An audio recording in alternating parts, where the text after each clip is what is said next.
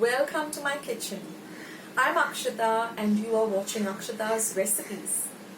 The theme of my channel is to keep it simple, quick, yet delicious.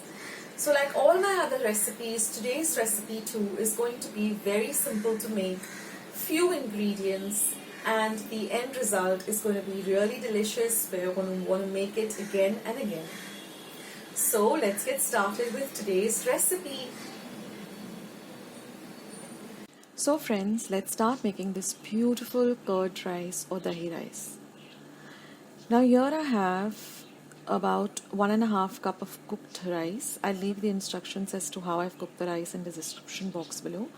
Here I have a cup of curd. I'll also leave a link of how I prepare my dahi or curd at home. I've just beaten it up a bit with a spoon. Here is half a teaspoon of mustard seeds or mohri. This is half a teaspoon of black pepper, some salt to taste, half a teaspoon of cumin, half a teaspoon of hinga or asafoetida, a few fresh curry leaves. This is about 2 to 3 red chilies, and this is about 1 teaspoon of chana dal and some ghee, which I'm going to give a fodni or a tadka. Now I'm going to put the cooked rice into a bowl, a mixing bowl.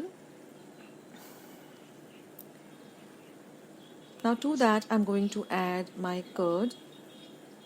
It's very easy, friends, to prepare your own yogurt or curd or dahi at home. So please check out the link in the description box as to how you can make your own homemade dahi. Now give all of this a nice mix. Now I've used regular cooking rice at home, which we use at home for cooking. You don't need to use basmati or anything. Now I've just added some salt and the pepper. Now you can add the pepper also as per your taste. If you like a lot of pepper, you can add more. If you don't like pepper, you can skip it out. But the pepper does add a lovely flavor to this dish. So mix everything thoroughly.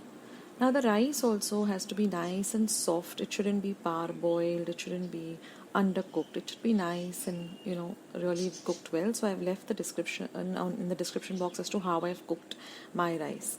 Now I've heated up about 1.5 tablespoon of ghee or clarified butter. You need to use ghee for this recipe.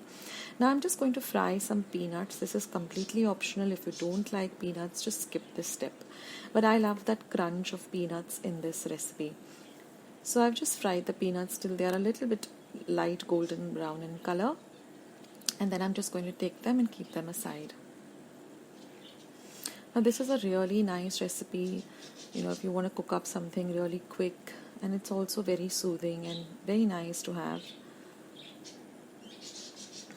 You can make this with fresh rice or you can make it with leftover rice also. But your rice has to be a little on the softer side. Then it really, elevates the flavor of the dish. Now I'm just going to add my chana dal. Just fry it a little bit. Now keep your flame between low and medium. Now I'm going to add my mustard seeds,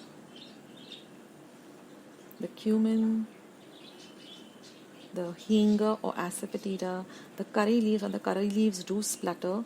So just stay a little bit far from the flame. And now the red chilies. And we're going to fry the red chilies till they are a little bit on the crispy side. I'm using regular dried red chilies. So just fry them till they are a little bit crispy. And what happens is when you add all these elements to this clarified butter or ghee, they actually flavor the ghee with these beautiful flavors. So that really elevates and makes the dish even more beautiful and special.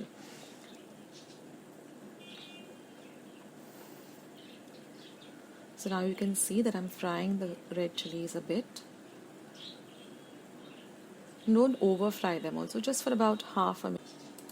And now friends, we're going to add this beautiful tadka that we have prepared to our rice and the dahi mixture.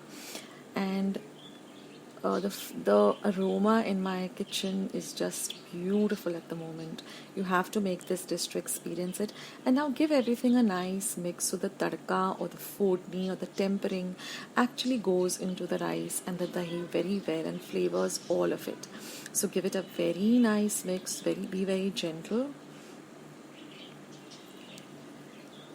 And now all we have to do is just make our dish look pretty and really appetizing by decorating it with some beautiful coriander leaves, garnish it with some coriander leaves, and just bring out the look of the dish so everyone really feels like digging into it. So decorate it with some, or garnish it with some lovely coriander, some chopped coriander. And now all I have to do is just add this lovely peanuts which I fried. Like I said, it's completely optional, but it does give a lovely crunch to this dish.